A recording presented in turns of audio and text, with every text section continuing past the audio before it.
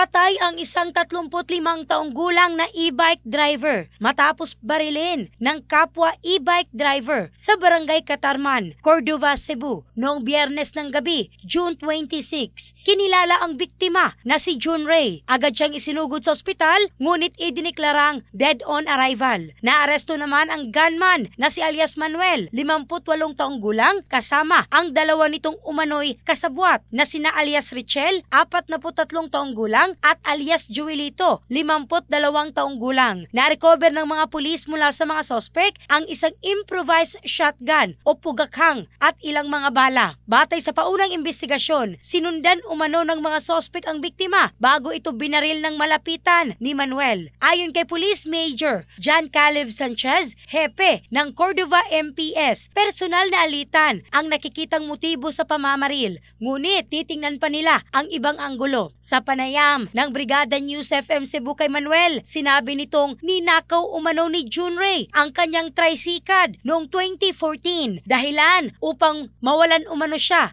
ng hanap buhay. Kamakailan lamang umano bumalik ang biktima sa kanilang lugar at tila pinagtatawanan pa siya tuwing nagkakasalubong sila. Nasa kustudiya na ng Cordova Police Station ang tatlong sospek at naharap sa kaukulang kaso. In the heart of changing lives, ako si Michelle Craste ng Brigada News Philippines, the Music and News Authority.